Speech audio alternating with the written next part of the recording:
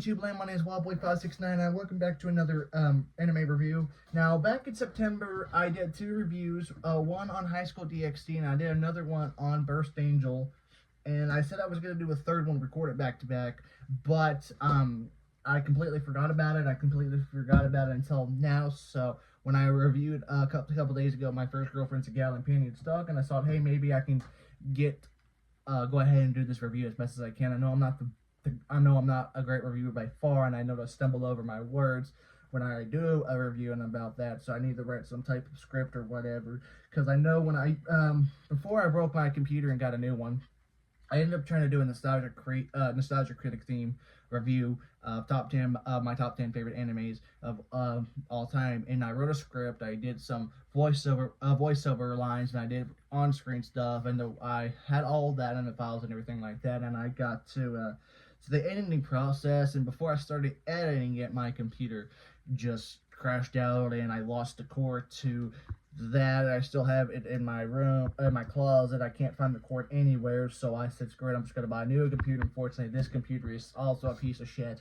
So I was going to take it back to Best Buy, but I waited over the 15 days and everything. But I'm getting off check, so I said, okay, I'll go ahead. I was trying to figure out what review. I didn't want to do a big, long anime, on a very long anime like My Hero Academia. I know I'll get to do that one in the future, so I said, hey, let's do another short anime review. That's also one of my favorite animes of all time, my top 5. I know I talk about my favorite animes to watch are the ones that are really short, like 12 to 24 episodes and everything like that. So for this anime review, I want to talk about, which is in my top 5 favorite animes of all time, Witchblade.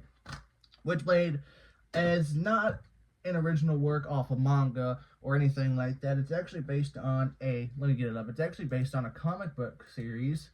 I don't know if it's by Marvel or anything like that. It is based on the guy who wrote Arthur was Michael Turner, and it published date was from November 1995, and I don't know if it's by it doesn't look like it's by Marvel or anything like that. It's Tokai Production, Image Comics, and everything like that. And other media, they actually had a live action series in 2001 about on TNT, and I saw some clips about it, and I was like, holy crap. But basically, the Witchblade is just basically a person in a knight outfit, like you see in the Renaissance era where they dress up as a knight and everything. That's pretty much what that Witchblade is in that one. And then in 2006, Japan got their own adaptation by Gonzo Productions, and of course that was the based on the comic book of the same name. And of course, it was directed by Yoshimi Ashina and Yoko. I'm butchering his name, so handling the series scripts and everything like that. Crunchyroll got the license in America, and the studio in Japan was Gonzo Productions, and it aired from April 6th of 2006 to September 21st, 2006, the original run in Japan, and then Crunchyroll, and then we got an English adaptation that sub in 2008, the same year Burst Angel came out. So, probably wondering, who voices Witchblade? No surprise, Jamie Marquis.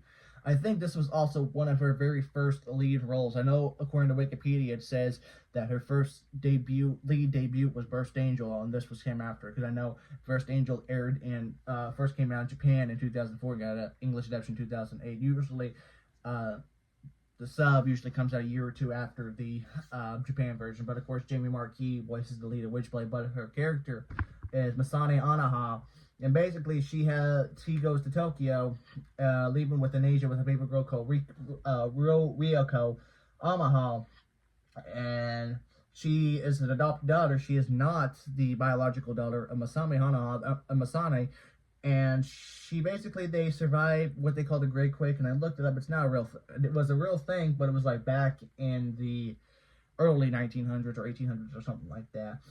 And so basically they come to Tokyo, and then the first episode, basically CPS, or according to their NSWS, Child Welfare Division, wanted to take custody, and she agreed on it, but as soon as they got taken away, she agreed on it, and then she became the Witchblade. Of course, the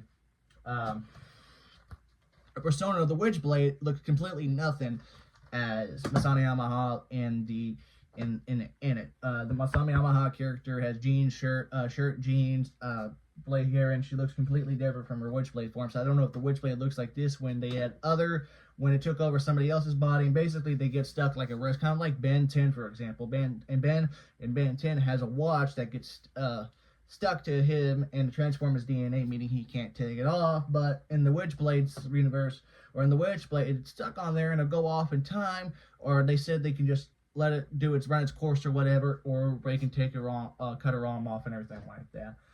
So, and then at the time, and then as that's going on, a lot of robot people are eating young women and everything like that. So, another plot subtype, everything like that. And of course, other characters, like Yokasa Tozawa, who is a freelance photographer, which I thought her and Masane was going to get together, but it wasn't.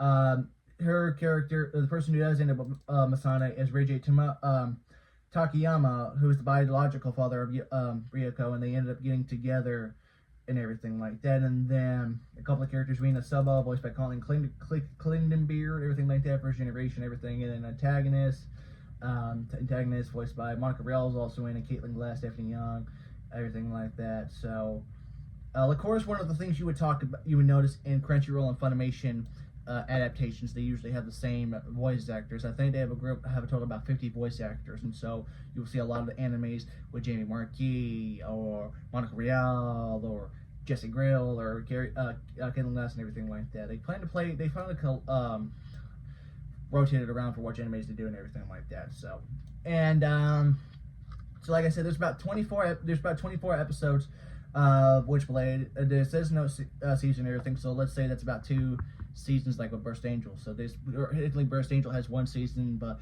most animes and Crunchyroll usually have about 12 episodes, unless you count like Fairy Tail, My Hero Academia, which they have about, I know season 1 of Fairy Tail has about 50 episodes, so, and then, according to that's TBS. It said it was TBS, but that's the original network, so I know that basically the English network,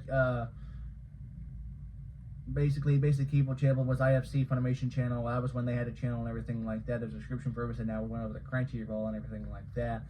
Created by Top Cow Productions, and then basically the genre is post-apocalyptic, which I don't know about that. Then superhero and supernatural horror, and then basically episodes are named. Usually named, just have one-word episodes. Like, for example, the episode 1 says the beginning, and then episode 2 is Bewilderment, and then the very last episode is called Light, which we'll talk about that episode in just a second. Basically, throughout the series, come to find out that Ryoko is not Masane's daughter, but she still loves her daughter.